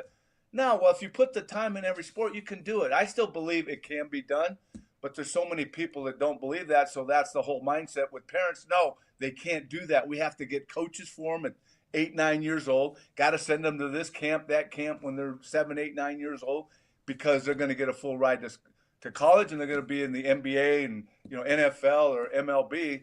So that's the whole mindset now. Yeah. Hey, I want to shift gears a little bit to the Bengals this year. You watch them. You broadcast the preseason games on television. What's your sort of overall big picture view of the team so far this year, Anthony? Well, first of all, I think a lot of people were surprised on the slow start. Maybe I don't know a whole lot, but it doesn't surprise me when teams where their players do not play any preseason game start slow. To me, week 1 and 2 are like preseason games for these guys. The team, I believe, is very talented. But, as a former offensive lineman, you need 5 guys, and they had 2 new guys. You moved Jonah to right tackle, new position. You got Brown. So you got new guys. I think you need to work together, at least some in the preseason live. Practice is one thing. Preseason games are another. Not that you have to play 2-3 quarters, but I think you need some action, some live action. Of course, Joe is hurt. So to me, now that he is healthy, or it appears that he's close to being very healthy, I think that's big now. So I think now this team has a chance to really build on the 2 wins before the break. Now they're a little healthier because they've had this week off. And I think they still have a chance to do some really good things in this league because I think they're a very talented team. People say, well, they lost Von Bell and they lost, their other Jesse Bates, safety, but they got some young guys. Dax Hill is a number 1 pick. It's time for him to step up. Nick Scott, was with the Rams, played big time games. So I think this team is very talented defensively. Not only with talent, some depth, but they're fast. They are fast. And I think the key, again, as we've talked year after year, the key for this offense is how this offensive line plays. Man, when you got some talent like they do on the perimeter, and I think Joe Mixon still has some gas, a lot of gas in the tank. And like I said, now that Joe's healthy, I think they're capable. And it's a tough schedule, but I think they're capable of doing some really good things. And but again, that slow start, as much as I didn't want to see it, I can say it didn't surprise me because of the lack of action with a lot of these guys in the preseason. So I think now, I think they continue. I think they build. And they're coming off this bye week, and they got a tough game, with the 49ers out in San Francisco. They just got beat by Minnesota, and, their defense can bring it. And you got a pretty good running back who I hate to say is from the Pac-12, but from that school up in Palo Alto. McCaffrey, a guy's amazing, great tight end. So it's a big challenge for this football team. But, again, I think the Bengals can play with and beat any team in the league right now. All right, I want to zero in for a minute on the offensive line. We had Willie Anderson on this program a few months back. And, of course, he does a lot of work like you do with young players and helping young offensive linemen to develop their skills, all-around skills, as a human being as well. Right. Yep. We really enjoyed our conversation with him quite a bit a couple of months back. And he was able to reflect back on the move that Jonah Williams was going to have to make going from left tackle to right tackle. What are your thoughts about how truly difficult, because, okay, you didn't go play right tackle, but you understand and you've been around people who have. Is that a much bigger adjustment than people think? I think so. People say, well, all you got to do is get in a right-handed stand instead of a left-handed, step with it. No. So the thing that I can relate to it, Tom, a little bit, because in college, we didn't have right side, left side. We had strong side, weak side. So by formation, sometimes I lined up as a right tackle, sometimes I lined up as a left tackle. So I was really prepared if I didn't play left tackle to play either side because of the training. But I say that to say that I did have a little of experience of that, but once I got in the NFL, it was just left the whole time. But it is difficult. One of the things, and of course, the intensity wasn't as big, but there was probably 6, 7 Pro Bowls that I went where it was 3 left tackles that went to the Pro Bowl. Well, there were always younger guys than me, so they always say, Anthony, can you play right tackle? And I said, okay, I'll play right tackle. So, I mean, people think, well, like I said, all you got to do is get in a right-handed stance and you change your steps. No, there's a lot more to it. So the fact that Jonah has played left tackle for as long as he has, and watching him at practice and watching him how he's moved and transitioned, I've been very impressed with the young man, the way he's done that. But it isn't as easy as a lot of people think. It's a very difficult transition. We got lots of people asking questions that watch the program regularly that are so excited you're still here. One, you've been asked this 1,000 times, but I don't know if I know the answer. I'm quite sure I don't. Toughest guy you had to block against as a pass rusher and or the run game? Yeah. So probably I'm going to kind of use 2 categories. The best all-around defensive end that I played against probably 5 or 6 times, the total package, size, speed, strength, quickness, smarts, was Bruce Smith. I mean, the guy only played 19 years in the league. Amazing. A guy that plays defensive end, but you could move him inside, cock him over the center, and he would be just as effective. So he's probably the best. The guy that was the strongest guy that ever played against, and he was 6'2", 6'3", so he had some amazing leverage. And with Bruce, it was a little different matchup. With Joe Klecko, man, it was like being in a 15-round heavyweight fight. He just gets in the Hall of Fame, which he well deserved, and he finally got in this last year. But you think about who they had in the New York Sack Exchange: Joe Klecko, Mark Gastineau, Abdul Salam, and Marty Lyons. I mean, those were 4 of the best defensive linemen as a group that I ever faced. But Joe Klecko, probably the strongest, probably the best technique for a D lineman. Man, he had those hands in tight, and he would just amazing strength. But the overall packet had to be Bruce Smith. Okay. Not surprised by that one. You guys went toe-to-toe many, many times, including some big ones there in the run to the Super Bowl year. I was fortunate enough to be around you when you and I were partners doing Fox games and just listening to you talk about being an offensive lineman. And one of the things I remember, correct me if I'm wrong, I'm paraphrasing here, where you talked about, look, it's natural human instinct, right, to want to be the guy who's the aggressor and hit somebody rather than backing up and letting somebody come and hit you. In other words, run blocking versus pass protection.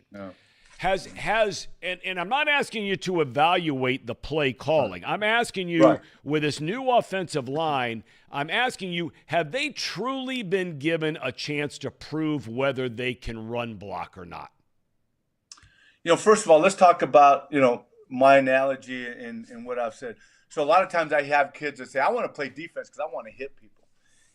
You're right in saying as an offensive lineman, you have to, be passive and then deliver a strike, sometimes going backwards. But one of the things that with Jim McNally, who I played my entire career for, is that we were able to attack even on the pass. And that was the thing that made it fun for me, is the strategic game planning of, hey, why drop back every time you're passing and let those guys make their moves? Why not be aggressive? Like run block them and then make them react to you on a pass. Make them think you're going to run block them and then stop and just cut the distance down. So we had all of that. So that was the fun thing for me, is being able to be aggressive when I wanted to and then not be aggressive when maybe the play called for me not to be. So that was a good arsenal to have. Had they allowed this offensive line, the thing that impresses me, and I think they have a chance, is because of their offensive line coach. I love Frank Pollock. I love what he teaches. I love his mentality. I love his toughness. But I just think it's just the nature of the beast. I mean, people are throwing the ball all the time now. I mean, it's 3rd and 1, when I was playing, I mean, it was like, if you see a pass come in, what do you think? What are you thinking about? Let's just button it up, and we're going to get that 1 yard run in the football. Now it's like people are, more so than not passing the ball on third down. So I think because of the way the game's played now, and even in college, are all linemen truly given the opportunity to do that? Again, I say to win a championship, you look at the teams that win; they can still get down and knock you off the ball. You can throw the ball for 4,000 or 5,000 yards, but they can knock you off. So I just think the way the offenses are being run, the whole offensive philosophy of pass. I mean, it's we used to run the ball to set up the pass. I mean, we had probably, if not the best play action guy, one of the best play action guys in Boomer Esiason. I mean, you didn't know if he handed the ball, if he had it every time he called a play, because that's just the progression he went through. I'll never forget, we're playing the Redskins at home, and we ran it, Bruce Reimers and I double-teamed Dexter Manley, and the linebacker steps up, and Ickey Woods is behind us, and the whole pile there, and Dexter Manley grabs me, and he grabs Ickey, and he goes, "There's no way you guys can run this way." And I said, "Dexter, we didn't. Look in the end zone." Eddie Brown's catching the play from Boomer. Great play action fake. And it's about the offensive line selling it. The thing we used to talk about is when you run play action pass, the linebackers not only have to see the offensive lineman run blocking, but they have to hear it. They got to hear the collision of you coming off and selling it. And with great technique, because you don't want to one hit and let the guy go. And so that, we were trained that way. And so, like I said, we used to run the ball to set up the pass. And I tell you what, that was now it's, again, I'm not within the play, play calling or game planning. So I'm not sure the whole strategy. But I just think it's the nature of the beast. And it's like throw the ball. Okay, a lot has been made of that. By the way, I mean, to hear that kind of thing, I've never heard that before, and I've been lucky to be around a lot of people. I've never heard that before about the linebacker not only has to see it, but to hear it. That's just fascinating to me to hear it. Okay, it leads to we're being led to believe in some circles that during this bye week. And now that Joe Burrow appears to be getting healthier and healthier, he said he's close to 100% now in his press conference a couple days ago, that we might see more under center Joe Burrow, which Boomer was under center a lot. You guys were rarely, if ever, in shotgun. Is that a big deal to all of a sudden be going to more under center? Quite frankly, I'm a fan of both. I think teams have gotten away so much from under center, and I think it's great that's going to happen. I like that. I mean, the fact that again, there's advantages to both. I mean, you get the ball back in the shotgun, and you're already looking compared to getting the ball then dropping. But to me, I think the run game is helped out by under center. The play action is helped out, I think, from under center. So I'm excited to hear that.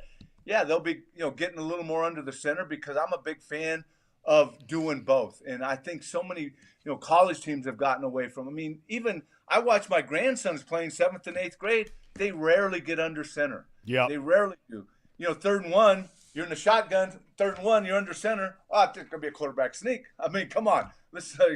You don't have to be a genius to understand that 3rd and 1, you're under center. You're gonna run a quarterback sneak. But so I'm a fan of both. I'm excited that Joe will be getting under center. I think it helps out for both the passing and the run game. Well, Anthony, we can't thank you enough for your time today, my friend. You are the best, and all you're doing with your foundation. I don't want to let you go before you talk about it, because it seems like to me, correct me if I'm wrong, I don't know if you made some changes in your social media staff or whatever it might be. It seems like you guys are all over the place now, or maybe it's just that you continue to grow bigger and bigger and bigger and do so much for so many young people. Well, first of all, I mean, I appreciate you talking about the foundation. We never got to your nickname, though. That kind of upsets me. We didn't get to the nickname. Right. You can tell that at the end. We want to hear about your foundation. Okay. So we hired it's always been, but we hired a young lady, another staff member a couple years ago, and she's been excellent in the social media area. Claire Gilmore, she is a local gal. She was a state championship swimmer at the Marymount High School. I know that. at Ohio State. So we hired her actually during COVID. She's been amazing with social media, but the impact has also continued to grow with the foundation, Tom. Yesterday, the fact, you'd asked me to be on with you yesterday, but we had a full day leadership seminar. We had 83 high schools at a full day event, over 1,000 young people, 4 amazing speakers, breakout sessions, one of our programs that we run. So, during COVID, we continued to increase the outreach. We kind of had to reinvent ourselves, with the virtual stuff. But then once now that we're back in person, we've incorporated the virtual with our in person. So the impact continues to grow with the young people in this great community. But our staff, I have 4 full-time staff, and they do an amazing job. I mean, it's everybody we work with, from the golf courses to the venues. They're like, man, your staff is right on it, man. They don't miss a detail. We get every detail. The communication is unbelievable. So I'm very thankful for the staff we have here, and they do a phenomenal job. So, so this young lady, Claire, and of course we got, Kaylee, Kristen, and Anna now, they do a phenomenal job. So I'm thankful for that. So, yeah, things are rolling, and really exciting with the foundation. Well, it's amazing what you've done for young people. I mean, it's just amazing, giving them a chance to better their lives in so many different ways, not just in terms of providing scholarship, but spiritually and emotionally and mentally and physically, and it's amazing work. God's work is what you're doing, and so amen. We all say thank you for that. I can't even remember what the nickname was. It was something ridiculous, and you would never let it go. You never let it go. So if you remember the name Dale? Yeah, I did. Now Now I got it. Can I share the quick story? Yeah, of course, absolutely. I for certainly. Real quick, Tom and I are doing a game up in Detroit, Atlanta at Detroit. So schedule is you get on Friday, you go to the walkthrough, you interview the coaches of the home team, the players. Then Saturday morning, the visiting team comes in. The Atlanta Falcons come in. We are ready at the hotel, producer, director, play-by-play analyst, to meet with the coaches. If I remember correctly, June Jones was the coach, and we're waiting in the meeting room. No Tom. Where's Tom? Billy McCoy, Roy Hamilton, Anthony, we're all there. Where's Tom? We're getting ready. The coach comes in. All of a sudden, you remember you come in, and you're a little frustrated. You're a little angry. And you sit down, and we go through our meeting. We have a great meeting, and afterwards we're like, Tom, why are you so upset? He goes, I would have been on time, but I'm going through the lobby, and these 2 police officers stop me, and they start questioning me.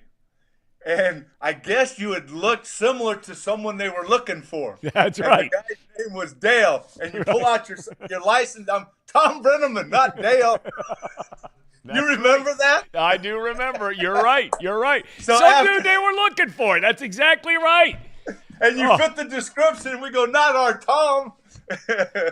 But no one was ever more. The only time, and I've shared this story infrequently, but the only time I've ever seen you mad. Now, I've been on a football field in uniform with you, but the only time I ever saw you get upset, man, was your old friend, Buddy Ryan. He walks in the door. I know, God bless his soul. I understand. But, I mean, he had you so fired up, and I just thought to myself, man, that's a dude that's got to be on the football field. You remember the whole conversation? I do. So a little history. So we played the Eagles in I think it was our Super Bowl year. We played them. They were loaded. We beat them in a tough game, and Buddy Ryan was the head coach. And so my question to him in the game or pregame, if you remember, I asked if was his middle linebacker kind of the quarterback for the no-huddle offense that they're going to face. He goes, we have no problem with the no-huddle offense. and he goes, plus I've taken over the defense since I said, no. So you have no problem with the no-huddle? I said, so I think we scored like 30 points with the no-huddle. That's exactly right. That's right. He got up and walked out. He didn't like it. You remember he had the 4 Cardinal hats that they weren't for us, but he had. So he left the room and you guys like, You just sniffed us out of a Cardinal hat. He was going to give us a hit. You got him upset. That's right. That's exactly right. It was Still great, looking for though. that Cardinal lid. I have no idea. I got a Cardinal T-shirt. I don't got a Cardinal lid. It's all Hey, because Tom, of you. do you know that Buddy Ryan coached Jim McNally at the University of Buffalo? Did you know that? I did not know that. You got to be That's how kidding. I first met Buddy Ryan. Jim McNally, who was my coach my entire career, offensive line, played at the University of Buffalo, and Buddy Ryan was his coach. And that's when he introduced me to us. I got him a little upset. He got me a little fired up. That's right. I know. Calm down, big fella. Calm down, big fella. Right. Anthony, thanks for your time today, man. Hey. You're the best. God bless you, buddy, and DD Hey, and God the bless kids you, and Tom. grandkids. Always Thank you. Always good seeing you. Please say hi to the family. I will Bless do you, it, brother. buddy. All right, man. Take care. Be well. Anthony Munoz, the great Anthony Munoz. The guy's unreal, isn't he? What a gem, Tom. He's the what best. a gem. He's the best. I'm telling you. I mean, he the best. You know what the highest testament that you can give people that are famous is that Joe Nuxall had it here in Hamilton. Your dad has this. Anthony has this here in town. Is that everyone has a story where they met Anthony Munoz somewhere, and he sits there and his smile lights up the room. Yep. He talks to you and he acts. It's not like he's some famous guy. He's just an everyday guy. Hey, how's it going? And he'll talk to you for 10 minutes if you want to talk for 10 minutes. Joe Nuxall, your dad, Anthony Munoz, they're all like that. They all have stories. Everyone remembers a story where they met Anthony Munoz. Yeah, that was awesome. By the way, Tom, I was looking on my phone. Had you asked, I was looking for my next question because Mark put it in the chat. I was looking at his scene from some movie called The Right Stuff. That's the John Glenn movie. Yes, he was in this, and I was looking at him. It appears he is taking these two medical people down the hallway, and he's just some massive doctor. Right. So that's what I was looking at. That was I had my question ready to go on that. That was phenomenal. Tom, was that the only time you've been a wanted man Dale. by the police? Dale. No, would be the answer to that. We'll have to unfold that someday, Dale. Dale. How do you feel about the name Dale? I didn't like it. But because I didn't like it, Anthony, and he mentioned our director at the time, Billy McCoy, who hails out of Pittsburgh, and Roy Hamilton, who was a great basketball player at UCLA, played in the NBA, became a big TV sports executive. He was our producer. That was the very first year of the NFL on Fox. Back in 1994, Anthony and I were partners. And then Anthony didn't want to do it anymore after a year. He was traveling too much. He had a lot of other stuff going on, and so that was that. It was 1 year. But I tell you what, man, there are very few people where, in any sport, in life, where when they walk into a room of their quote-unquote peers, and whether those peers come, in this case, when we would go to NFL cities to meet with a home team, as he mentioned on Friday, you'd go to the home team practice on Friday. You would request ahead of time who you'd like to meet with in a meeting room inside the practice facility after their Friday practice was over. And that normally, obviously, would be the head coach, quarterback, a couple other guys, whatever. Defensive coordinator, offensive coordinator, what have you. But and then you do the same thing the next day at the visiting team's hotel. And when Anthony Munoz, when these guys would walk into a room, and I'm sure they were told ahead of time who's announcing the game, but most times, more times than not, they could care less, especially back then. They didn't even know what Fox was. And when they come walking into a room and there's Anthony Munoz, I mean, you see the best of the best of the best at what they do, whether that was Mike Holmgren as a coach, whether that was fill-in-the-blank quarterback, whether it was defensive player here, whether it was defensive coordinator. When they walked in the room and it was Anthony Munoz sitting in there, I don't know if I've ever seen anyone that immediately had the respect, and I mean the total respect and admiration of one person, the way he did. I mean, and I've been around a lot of big-time guys, man. Right. I mean, Pete Rose walks in a room and everybody's like, it's Pete Rose, right? But there's something just different about when Munoz would walk in. Now, I don't know if it's because he's 6'6", 270. Big imposing guy. Big imposing guy. Not only his career, considered the greatest offensive lineman, the way he carries himself off the field and all that he does and who he is and what he believes and what he stands for. Maybe it's a combination of all of those things. But I think you would have a hard time. We talk about being a great guy. I think you'd have a hard time finding anybody in any walk of life that if they walked in the room amongst their peers or people that were in their same world that have the kind of instant respect that Anthony Munoz had. You guys are too young to remember him as a player. Way too young. Yeah. I mean, the battles. I was working at Channel 5 right out of college when the Bengals went to the Super Bowl in '88. And this was the year, and we talked about this with Bob Trumpy when he was on the show. That was the year Sam went to a no-huddle offense, Sam Weish, head coach of the Bengals. No one had ever seen anything like it in the NFL. And the Bengals had the personnel to do it. They had versatile players. They had versatile running backs. James Brooks could do anything you wanted him to do. The offensive line, these guys were so smart they could do it. Boomer was just off the charts smart. So they had stuff going on that you'd walk up to the line of scrimmage and, sugar this and, whatever that. And all of a sudden there's 8 different plays you could run off of it, and every single one of them there. But that year, the top 2 teams, it wasn't like now where you could say it was 3 or 4. The undisputed top 2 teams in the AFC the whole year were the Bengals and the Bills. They had played during the regular season. They had played, if I'm not mistaken, they had played in the preseason. Back when, oh boy, what a surprise. Maybe you need preseason to get off to a good start. Hello? Is the sun out? But anyway, so the Bengals beat him in the regular season. Munoz dominates Bruce Smith, who is the best defensive lineman in the NFL, no question. And now here comes the AFC Championship game. Marv Levy, coach of the Bills at the time, petitions during the entire week that the no-huddle offense should not be allowed in this game. And he had certain reasons and rules and different things that should not allow this. We had not gotten to a point yet where, like we are now, and the no-huddle offense is really what started this, where the other team is allowed to substitute, right? You stop the ball from being snapped until they can make substitutions as well. Well, back in those days, when the Bengals were running no huddle, they're running guys on and off the field that looked like a track meet. And they wouldn't huddle. Just come to the line, snap it, call it, play, off.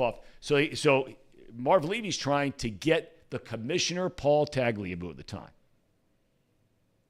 to overrule the Bengals the night before the AFC Championship game, for the NFL to step in and say the Bengals are not allowed to run this offense that they have been running the entire year. Well, thankfully that was completely done away with. But, I mean, it was a hardcore sell, and it was the biggest story. Imagine now, the Bengals have played in the last 2 AFC Championship games. Try to put into perspective, if now all of a sudden something the Bengals have been doing all year long, pick something, who knows, whatever it is, and all of a sudden Andy Reid, say they're playing the Chiefs, he is petitioning the league that they're not allowed to do it the night before the AFC Championship game. This was a beyond belief huge story. And I mean to tell you, the Bengals kicked their tail, and Munoz dominated Smith. It was humbling for Bruce Smith, and he was a great player. Gosh, great player. All right. Anyway, anything from that interview before we move on to a couple of other things here? Nothing from that interview. The only thing I was wanting to maybe ask him, which is very, very side note-ish, just the tight end offensive tackle relationship, if that really is important, because just the tight end issues that we have with the Bengals. That was the only thing I wanted to get to that. Yep. I just didn't want to keep him too long. Yeah. Today. Yep. He was so gracious with his time. Yeah. I'm trying to think of another athlete. I've been very fortunate to talk to a bunch of them. Professional athlete, that is. How many come into a room and just light it up like that? He just comes in with a smile, starts laughing around, telling stories. I have found very few athletes that I have talked to that do exactly what he just did just there, which is really cool to see. Tom, do you know why he stayed in? Like, he's not from Cincinnati, No, he's from Ontario, California. right? And he played at USC, Yep. out west guy. But he's stayed here in Cincinnati. I know he played his entire career here, but I wonder why he stuck around town here. Well, he loved it here. He thought it was the kind of place where him and his wife Dee Dee could raise kids in the kind of environment they wanted to raise their kids in. You know, look, there are people, you know, that and I saw it in Scottsdale, Arizona, when I was there with the Diamondbacks, and the greater population at the time was 1.2 million when I moved there in 1995. By the time I left 13 and a half years later, it's 3.5 million. Now it's 5.5, 6 million. Well, there's a lot of good that comes with that growth. There's a lot of not so good that comes with that growth. Sure. And so I think that Anthony, as we've told the story many, many times, he felt comfortable here. He knew he had to be here initially. That he thought about going back to California. And then he's just like, you know what? This is an unbelievable place. And so back in those days, Mason was all farmland. Correct, right. All farmland. And he bought a ton of land up there, helped start a church, and the community around him, he just absolutely loved it. And here he is, you know, now in probably early 60s, right? Mid-60s maybe? Late 60s. He is 65. I was going to say, yeah. Just turned 65. So, I mean, he's been here since he was 21 years old. It's incredible. Yeah. His son was a pretty good football player, Great right? football player. He was Tennessee, I one believe? of probably the most heavily recruited offensive lineman in the country as a high school senior. Could have gone anywhere. He decided to go to Tennessee. And one of the reasons he went there was because his sister, Michelle, Michael's his son, his sister, Michelle, was one of the 5 or 10 most heavily recruited high school basketball players in the country. So she went to Tennessee back when they're winning all the national championships, right? They were then what UConn has become now, correct? Right? So Michelle goes down there. Michael's being recruited by everybody. He's tight with his sister. He's like a year or two behind her. He comes out of Mulder. He goes down there. Well, Michelle wound up transferring to Ohio State. But Michael was the SEC Freshman of the Year.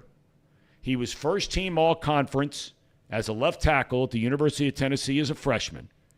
And he suffered an injury in the game that was not diagnosed for like a year and a half later. He had one of those first that we heard of microfracture chips in his knee. And so he came back to play after missing a year, was still a first-team all-SEC guy, but he would have been a first-round NFL guy had he not gotten hurt. Wow. And great kid. Yeah, he's up, I think, working for the Pro Football Hall of Fame now, if I'm not mistaken. Sir Boy Wonder says Reed is from Mason. That's not true, Sir Boy. It's true. That's not true. No, I mean, why would he say that? Oh, no, he says Mason's Wait a minute. You replied. You said when people think of Reed Mouse, they think Mason, Ohio. Being facetious, yes. He was being sarcastic. I was being facetious, yes. Because people do not think of me when they think of Mason. Okay. They think of High Nooners, Miami, Oxford, Ohio. Well, we're going to get to that tomorrow. And by the way, that's one of our games tomorrow, our picks. Okay. Ohio University v. Miami. It's a big game. In A-Town. First place on the line in the MAC East. That is going to be a tail kick. Mark it down. Whatever that spread is, it ain't big enough. Tom, is there a school that has as many notable alum as USC? Like, I feel like USC has just a long list of like Anthony Munoz and all these athletes. I mean, like in baseball, you can even think of like Randy Tom Johnson. Seaver. Yeah, like it's just. Yeah. Is that alumni U? They've got a lot for sure in every sport. They've got a ton. There's no doubt about it. I think that team that Anthony played on his junior or senior year won a national championship. I think when you look at that team picture, I think there's like 15 or 17 guys that played in the NFL for like 5 years or longer. One of them being, I had to bring to your attention today, Ronnie Lott. Yes. I did See, this not is know. where you young guys, man, you got to dive into the history a little. For me to bring up that Ronnie Lott made a decision during a game to have his finger amputated so he could play in the game and play the rest of the season for the 49ers to try and win a Super Bowl. Mm-hmm. He was given the choice of... He could put a pin in it and not play for the rest of the year, or he could amputate it right then and there. And he took the latter, which is... Tom, I'll be honest. The only things I knew about Ronnie Lott is that he's a Hall of Famer, right? Oh, yeah. He's a Hall of Famer. Yeah. But the only thing I knew about him is he was on a video game, NFL Street. He was one of the legends on that game. Only thing I knew about Ronnie Lott is that, and that's how I knew that he was a Hall of Famer, because he was on that video game. Dude was unbelievable player. I mean, just unbelievable player. Safety for the 49ers. Mm-hmm. I mean, they had so many other guys on that team, Montana and all. He was there with that whole group. Who says let's go up there to Athens? Sir Boy. He wants to go to A-Town. I don't think Sir Boy's ready for A-Town, Tom. He's not. He's a high nooner. They don't even sell that in Athens. Well, they sell up there. They don't sell any. I think they sell it It's there. an alcohol and beer town. Oh, I think they sell it You're either there. having a bourbon, vodka, gin, tequila, cold beer. No seltzers. No. They make sure that truck just stays in the western half, southwestern half of Ohio. Because they're not drinking that crap at Toledo and Kent State and all that stuff either. That is almost exclusively He's right. a Miami of Ohio. Am I right about that, Ellie? You're You right. were at Toledo for a while. I was at Toledo for 2 years. He's right. Tom, did homecoming already happen at OU? It did. I couldn't go. Oh. That was the same weekend as our son was home for the weekend for fall break, so I couldn't go. The bars open at like 5 in the morning, don't they, on homecoming weekend? I went there. And if they don't, they should. Get tanked up. My first year out of college, all my friends went to OU. All my friends, so they go to homecoming every year. It was my first year out of college. I was working at the newspaper up in Van Wert, Ohio. Friday night, I cover a high school football game. Then I put the paper together. We put it out to press. I get off work at like 1 in the morning, 2 in the morning. I then hightail it at 1 in the morning from Van Wert, Ohio, northwestern Ohio, straight over to Athens. A-Town. I got there right as the sun was rising, and I'm pulling in. Never had been to Athens before. First time ever being here. It's still the only time I've been there to like hang out. And I pull in this whole block, 4:30 in the morning. Every party at every house. Everyone's out about. No one's sleeping. City that never sleeps, Athens, Ohio. That's exactly right. So I got no sleep. I parked the car and Kegs and eggs. had a fun day. Had a very fun day. Kegs and eggs. It's a fun time. Not high noon and not high noon and eggs Benedict. Tom, we do a draft or die segment every week on this show. Yes, we do. Your punishment for that shouldn't be reading that silly script. It should be drinking a pineapple high noon. That's what it should be. You should have a Hey, I have to accept the punishment on that thing. So on tomorrow, if you guys bring in a pineapple high noon, I've got to drink it. Okay. All right. That's what we'll confirm. And right now, Casey, if that's okay, we have a mailbag, I hear. Oh, boy. I saw it this morning. I looked in our mailbox, and we have a mailbag. We just got a letter. We just got a letter. We just got a letter. I wonder who it's from. I sang that all night last night. I couldn't go to sleep. All right. So, everybody, we do have a letter today. Today's letter, it looks like it is from, it's from little Johnny from Mr. Depp's class. Johnny says he is the center for his second grade basketball team. He says he had a growth spurt at age 7, and he is now 7 feet tall. The league commissioner said poor little Johnny couldn't play anymore because he kept windmill dunking on these other kids. Little Johnny is now a fan of Spurs player Victor Wembanyama. Yep. And is now wanting to know if he is going to be the next LeBron James, Michael Jordan, etc. Last night, Victor had 15 points, 5 boards, 2 assists, 2 steals, and a block. A lot of those stats are skewed because he did get into foul trouble early. But the question here from Little Johnny is, could Victor Wembanyama be the next great basketball player in the National Basketball Association? Well, you guys follow it. What do you think? Yeah, that's a good. That's exactly That's right. a great question from Little Johnny and Mrs. Depp. Thank you for allowing him to write that letter. Go ahead. Correct. Yes, we know NBA basketball here on this show, especially on this side of the room. Yeah, I mean, all the news, all we heard about this prospect, Victor Wembanyama, is that he was gonna be the next great prospect, best they've seen since LeBron James. So yes, he will be the next big star in the NBA. Heard it here first. Oh my God. I do have an issue with some of these superstars in the NBA that are super skinny. This guy is 7 feet tall and he weighs about 94 pounds. Super skinny. Put a little weight on. Once he gets that American diet. They call Kevin Durant the Slim Reaper. He's had a phenomenal career. That's a great name. But the thing about Kevin Durant is he does tend to have those injury issues come up frequently. I think if Victor Wembanyama stays injury free, he will go down as a top 10 player in NBA history. How about that take? Somebody clip that. Well, that's pretty tall cotton there now. 10 years, somebody clip that. I'll come back and revisit that take in 10 years. I bet I'll be right. Kevin Durant can't bench press 135 pounds as a professional athlete. It's incredible. That's hilarious. That's very, very funny. I have to tell you, I get grossly disappointed by some of the comments in the chat from time to time, but there are some about Little Johnny. Little Johnny. I mean, it's just ridiculous. What a news story that was from last year. That's preposterous. He won the case, though. He did win the case. He won the case, Tom. He beat Amber Heard. So, and Reed, by the way, right now has a top 5. Is that right? I do have a top 5. So let's go ahead and dive in. All right, let's do it.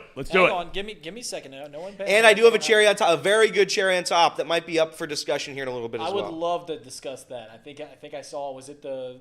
No, don't spoil. Okay. It's a cherry on top. Don't spoil. Mouse Cop says fire Reed and hire Little Johnny. Go ahead. I completely concur. Listen, earlier in the show, Tom asked a question that's been, circulating here in this area. Because the trade deadline is October 31st, next Tuesday, and because there are some holes in the Bengals team, people have been wondering, will the Cincinnati Bengals go out and make a trade before the trade deadline? And my take on it. I don't think it might happen. But if it were to happen, these are the 5 targets that I think the Bengals should go after. Okay. So without further ado, it's Reed's All right, top here we 5. go. I like this. Top 5. This is good informative stuff. Yep, a lot was to make about the Bengals going out and get a tight end. So one tight end on the market, Darren Waller. Like that. Yeah, he's a great Like player. that. Great Like player. I think you can implement him right in the offense right now, and they're just firing on all cylinders. Darren Waller. And remember, this is the 5th guy that I think the Bengals should go after, so it only gets better from here. Oh, man. You're going to hear a lot of tight ends on this list, just a spoiler, but the next one is not a tight end. The other one that people have said, hey, let's go get a backup running back. Who is somebody that could be a backup running back right now that knows this system very well, that is beloved in this city? Yes, it's exactly who you're thinking of. It's Jeremy Hill. Jeremy Hill could come into this offense right Started now. well, straighten the shitter. Go ahead. Jeremy Hill, let's get him as many carries, especially in important times, maybe against the Steelers, and see what happens. Jeremy Hill, that's the Guy was a good player, man. He made one mistake. Go ahead. Yeah. Guy was a good player. No doubt about it. We go back to tight ends. This guy has been, rumored from time to time. This guy could easily, future Hall of Famer, maybe one of the best at his position, but he's a little old, but still I think he can implement this offense right now. It's none other than Rob Gronkowski. That's a good one. Yeah. Gronk, Hall of Famer, maybe the best to ever play the position, certainly up there. I mean, been playing a lot of football these days. Right, I know, a little old, little tread on those tires. That's why I don't have him at number 1. I think you got to go a little younger. If you can't get Gronk, if you don't want those tread on the tires, why not go for Baby Gronk? Baby Gronk, Tom. Did you hear the news about Baby Gronk, Tom? Not the latest. He rizzed Livy Dunn. So that's why I want him. He what? He rizzed Livy Dunn. Remember we taught you Riz? Yeah. Rizzed up Livy Dunn. Here they go again, Rizzed Tom. up Livy Dunn. Here they go again, Who's Tom. Livy Dunn? Oh, We'll no. we'll teach you do that teaching later. Tom today. Baby Gronk coming in at number 2. And number 1, I know what you guys are thinking. How can you do better than Gronk, Darren Waller, and Baby Gronk at the tight end position? Yeah, I am wondering that. Well, the answer is the Bengals have already done better. It's Drew Sample. Let's get Drew Sample the ball in open space. That's the answer to this offensive problems. Listen, every time that you think about the best plays of the Bengals for the past 4 years, it's DS89 getting the ball. No doubt about it. Get Drew Sample the ball. Watch this offense explode. That's who the Bengals, that's how you make this offense better, Tom. Drew Sample, DS89. Get him the ball in open space. That's your guy. I guess he is my guy. He is now. Get open in space, and he's going to take it to the house. No doubt Touchdown. about it. Justin has a great question. Does Trace allow drug use in the office? Reed? No, he does not. He does not. But we also don't get drug tested, so who knows? How about, by the way, Sir Boy Sir just Boy. joined Nutcutter Nation. Sir Boy, welcome home, buddy. Love Sir Boy. He's got that new gig. We were worried about him gig. being able to join the program much. He's got the new gig. New gig. Now he's a member. Should we introduce Tom to Livy Dunn? No, not right now. Well, why not? Well, go ahead then. Go ahead. I've lost control. Livy Dunn. Give me a full report. Okay, so Livy Dunn is a gymnast at the University or Louisiana State University. Okay. She has made the most money in NIL out of any college athlete over the past couple years. Really? Yes. Wow, I should know. Okay, my Yes. bad for not knowing this. Okay. Casey, I'm assuming she's probably attractive. she is very pretty. She's Okay. actually dating number 1 overall pick in the MLB draft, Paul Skeens. So Okay, went to LSU. went to LSU. Right. So yeah, she's very. She was in Sports Illustrated swimsuit model last. There we go, Tom.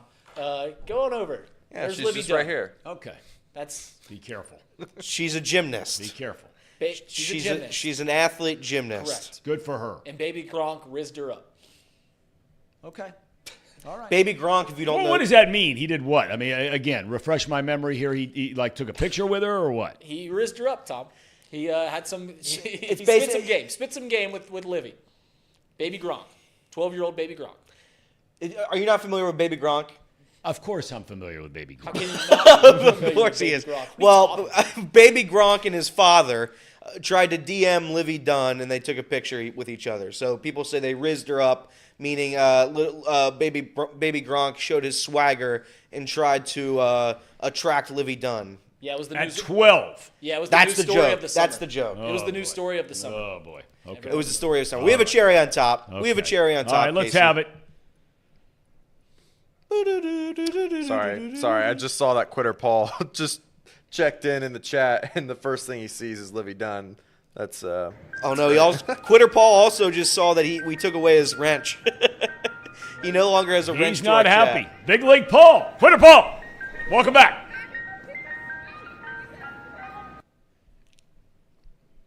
So I saw this. I don't know if you can get the words on that. If you cannot, this guy John Blatchford, he tweeted out essentially, sports stadiums create economic development. Cincinnati, 20 years and $1 billion in public money later. So there's 2 pictures on this. I believe the one Casey is showing right now is the first picture of what the city is 20 years ago, and this is what it is today. Basically, this guy's saying that professional sports stadiums do not create enough, I don't know, what is it, enough drive from the city, enough. There has been many reports that public funding should not go into building stadiums because it doesn't actually drive economic development for a city. I've never believed that for a second. The case you can make is cities that do not have professional sports teams, that do not have big cities that do not have professional sports teams, still have a vibrant downtown area more often than not. Like OTR, until TQL Stadium, was vibrant, and that's nowhere near the ballpark arena district in Cincinnati. So that's the case that they make for it. I argue, and this is many studies about economic development, they say that it doesn't. I would argue that it doesn't need to. I mean, you're pitching money together when you're government to make your area, your town better. And if the city wants to come together and say, listen, we want to build a new stadium for our football team that we take a lot of pride in, then yeah, what are we talking about here? It doesn't need to make dollars and cents. Yeah, I disagree with this guy's whole premise. To say that sports bring in nothing is crazy to me. Downtown Cincinnati has been a pretty vibrant area right around. Yeah, the banks hasn't done anything down there. Right, that's what everyone was saying. They haven't haven't created any tax money down there, or all those apartments down there. Correct. Right, and Correct. the people that have moved down there that are now paying taxes to the city, right? The General Electric building down there, the building of the Great American Tower down there. Okay. I mean, come on. Zembelis is the guy that's like the guy in the world on this stuff, and he's been pitching this for a long time. Uber smart guy, smarter than I could ever hope and dream to be, but I just don't think that they look at enough I really don't think they're looking at, let's just take, for example, the amount of taxes, right, or the jobs created that then roll into taxes paid by those people whose jobs were created, of just take an area like the banks alone. How much money has been generated down there, okay, by having the football stadium for the county? A bunch. There's no doubt about that. And that's why everyone was hating on that picture, is because the dude cropped out the banks and everything that's gone down there. The argument is that, like, cities like Columbus don't have – they have the Blue Jackets, and they have a stadium that was built government money 100 years ago in Ohio Stadium, but they still have a vibrant downtown Well, they area. don't have a vibrant downtown. They have that North High section down there. I go to Columbus a lot. A lot of that is their downtown is so much government money, and then basically the government is Ohio State. Right. So, you're talking about one of the largest universities in the country, one of the 5 or 7 largest. Columbus. Now, look, conversely, I would really love for somebody to tell me what has happened with St. Louis, because that used to be a great town, and it is one of the worst places on the planet now, the downtown. Okay? The football team moved away, right? Used to be a vibrant downtown. Football team's gone. The baseball team, they built the brand new stadium right next to the old stadium. But by the time they built that, the downtown, the wheels had already fallen off. So I'm sure there's arguments on both sides. Right. You know? But I say my argument has always been, yeah, it does. I don't think it needs to create economic development. Sometimes government money could be put into things that are just good for a city. That's exactly right. Right. If the city wants to say, listen, we love the Bengals, we want to have a nice stadium, and the pay course is not very nice, but I digress in that capacity. But if they just say, like, listen, we want a new stadium because we're citizens and we're pitching money, so yeah, we can have a say on where our money goes, then that's okay too.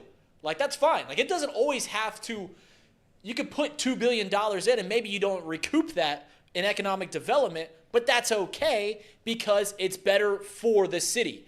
Now we have a place. Now we can have stadiums like Taylor Swift coming. Now we can have a football team that wants to be here. Those things are okay too, because it doesn't always need to equal out in dollars and cents. I agree. All right. Tomorrow we're going through all our picks, right? Picks of the college games and the pro over the weekend. Be talking a lot more about the Bengals game leading up to their clash in San Francisco. We'll walk through some big days in college football. None bigger than Ohio University than v. Miami. Is there anything following this show today? Nothing. Anything tonight? Nothing tonight. Okay, I just want to make sure I don't miss any programming notes here. Casey, nice having you in the saddle as always. Thank you, Tom. Zebra, good luck tonight with everything. Thank you. Big night, good stuff. Reed? See you, Tom. Big league shirt there. IU? Big league. IU? Big league. Hoosier fans, Tom. Hoosier, here we go. They haven't won Here we very go. much over there. Here we go. All right, we'll see you. We thank Anthony Munoz, and we thank all of you for joining us. We'll see you tomorrow.